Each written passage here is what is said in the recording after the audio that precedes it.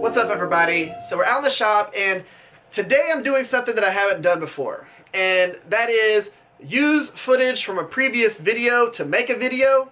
Now, I'm only doing this because I have been blown up in my messages to do this, and that is go ahead and explain what I was doing when I was forging the giveaway knife. A lot of people have asked me to make this video, so I'm going to go ahead, I'm going to make this video. I was planning on doing the Mokamegane video, but we had some stuff happen with it. It's all right here.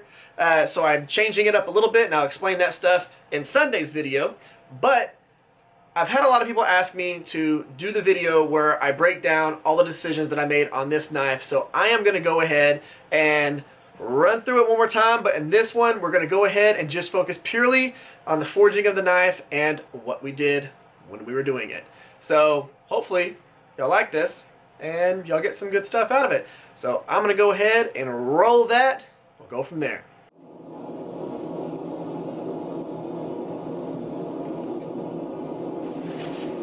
Okay guys, so you'll see me do this a few times during this forging process, and that is using these two outlines that I drew onto the anvil. What I did was I took the template and I drew the outline of both the blade and the handle so that I had reference points as I was forging this. Now, I didn't do this on the first go around whenever I was forging the blade, and because of that I made it to where the recurve area was a little bit further back than I wanted it to be. So in this video I'm going to go ahead and correct the recurve and make sure everything's where it needs to be.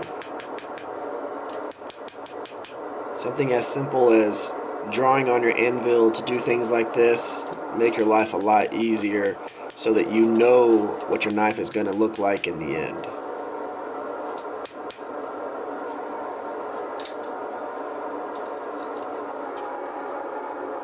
And I will tell you, the one thing that you need to understand is you're not going to make your blade section 100% finished before you start your tang, primarily because some of that stuff is going to shift during the process of forging your tang. So primarily what we're trying to do right here is get the shape about 90%, 85-90% finished, and then we will refine that after we do the tang of the knife.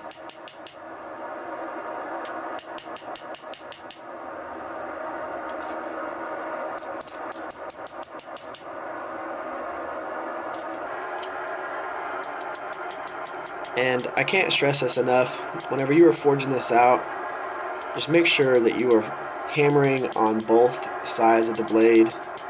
For me, I'm doing a slight distal taper from the butt of the tang all the way through the tip, narrowing towards the tip. So as I'm doing this, I need to make sure that I'm hammering on both sides and keeping that taper even.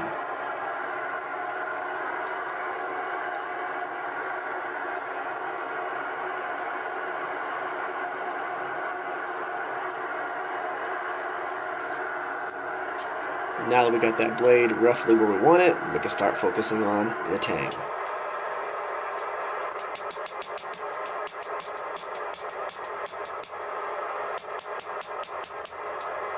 And what you'll notice on this section is I'll spend about 80% of the time of the handle forging process focused purely on the first little finger choil, so the area of the tang where my index finger is going to go. Most of this time is spent defining that area and getting it to where I want it so that I can then finish forging the handle off of that part. And forging this section in is going to give me the length that I need for my handle. Now, I don't typically use my cross peen very often. This kind of sort of worked how I wanted it to work, but it wasn't moving still as much as I wanted it to, and I'm actually really comfortable with using the edge of the flat side of my rounding hammer to move material, and so I ended up going back with just that. And once you get used to how your hammer works, what the different sections of the face of the hammers do to steel, you can actually use one hammer for most of what you're going to be doing. And you'll see a lot of forging videos where they'll use pretty much one hammer the entire time, and that's about it. And that's not because they only have one hammer. They probably have 10, 15 hammers, but they know what that primary hammer does and how to swing it, and that's what they use. That's why I primarily use this one for everything. And you can see the edge of that face starting to really bring that finger choil in right there.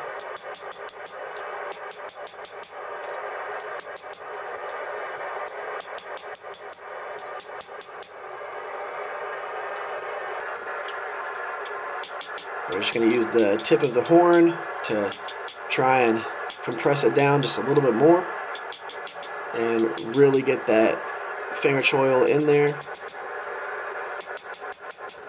And then one of the big things that you're wanting to focus on while you're compressing the steel this much is that you are flattening your material as often as possible, because as you're compressing this steel down, you are widening the steel, and you need to make sure that you're keeping your thickness that you want the entire time.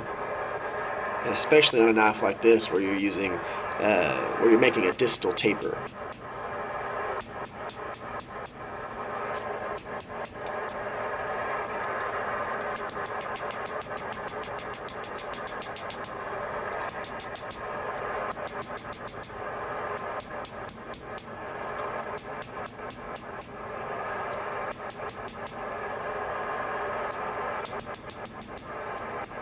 And I could have easily taken and forged this flatter and then left it where it was and ground out this handle, but I really wanted to forge this as close to shape as possible.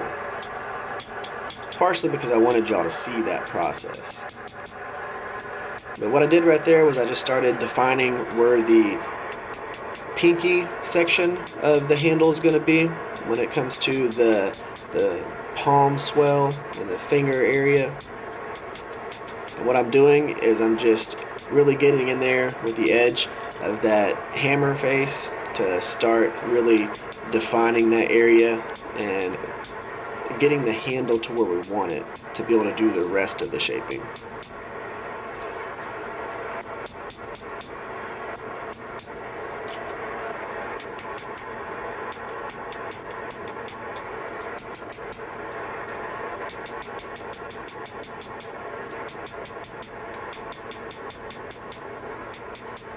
And for people who are wondering what anvil this is a Trenton Ajax 170 pound anvil.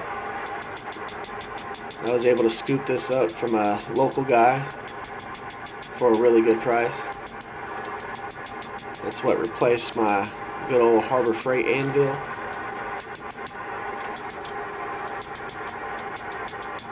So what I'm doing right here is I'm just kind of refining some of the finger choil area and the thickness of it, because I noticed that my thickness was not tapering how I wanted it to. So once I get that nice and situated where I want it, I can really start focusing on the butt of the knife here. And I'll tell you, the goal is keep your steel hot. The last thing you want to do is be wasting hammer strokes and hammer blows on cold steel, because you won't be moving it hardly at all.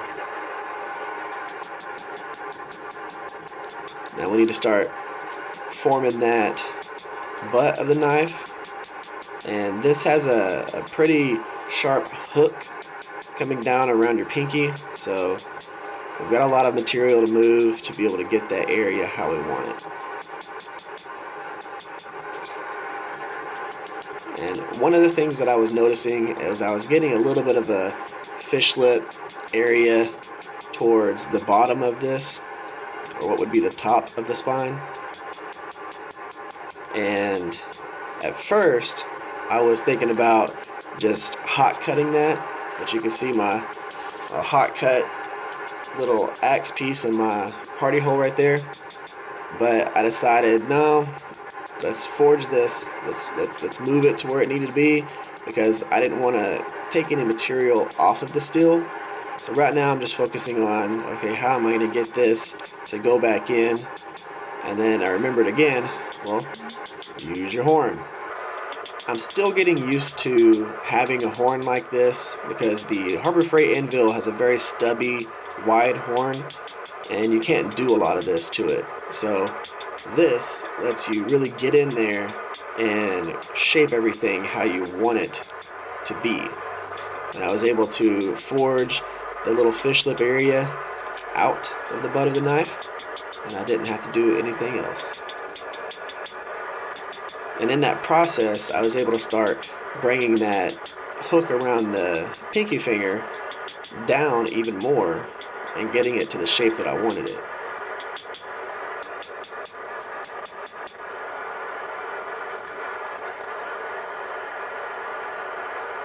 And I'm just referencing the drawing that I have on the anvil, making sure that everything's going where I want it.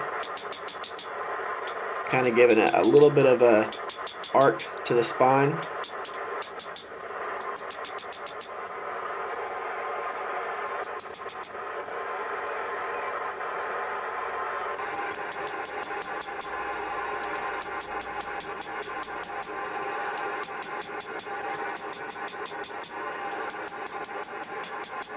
And the funny thing is, when it came to me really learning how my hammer worked, I got all of my practice on all of the Gomai failures that I had, and really realizing what the hammer strikes did and what material was able to move like, and all of those different things off of all those failures. So even though I wasn't able to make successful knives out of a lot of those Gomai builds, I did get a lot of hammer control confidence out of that. So there was definitely something earned from that.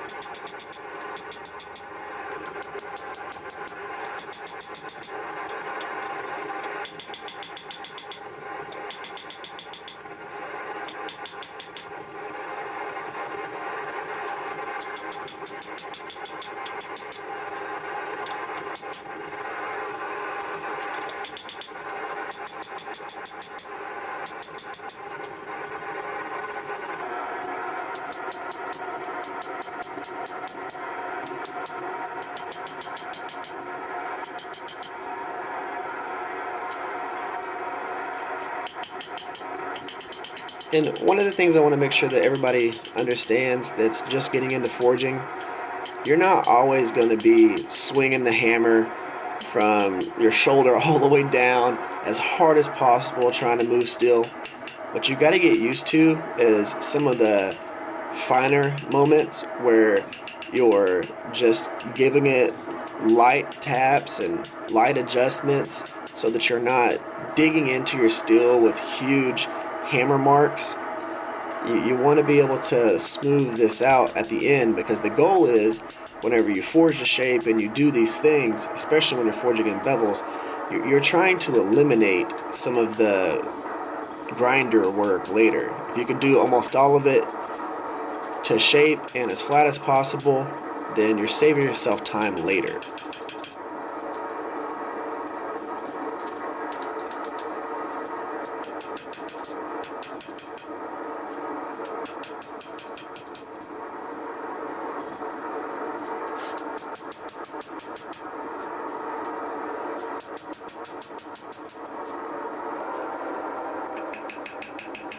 Right now we're just refining the spine a little bit to make everything smooth. Once we get that done, we're just going to start flattening everything and getting everything nice and straight and really smooth, and taking out some of the hammer marks from forging before.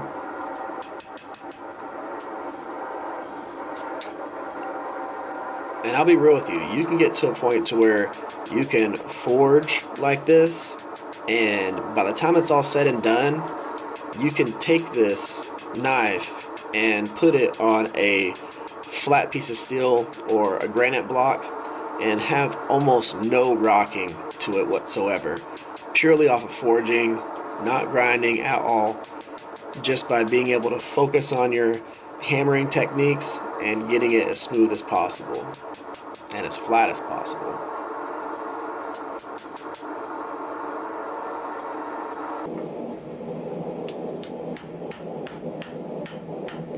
And you would have noticed most of the time during this, what helps my hammer blows is I typically move my steel and I keep my hammer swinging in one position so that I'm repeating the same hammer strike each time,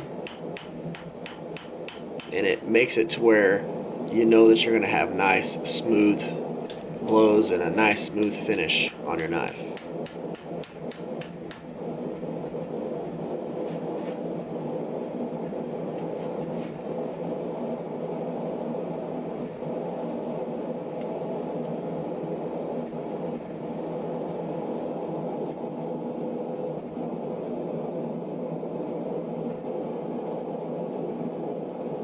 There you go. Nice straight knife.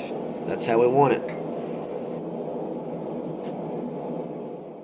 Alright, so that right there explains everything that we were doing whenever we were making this knife. Again, a lot of people asked me about this, and I figured, okay, I'll go ahead and do it.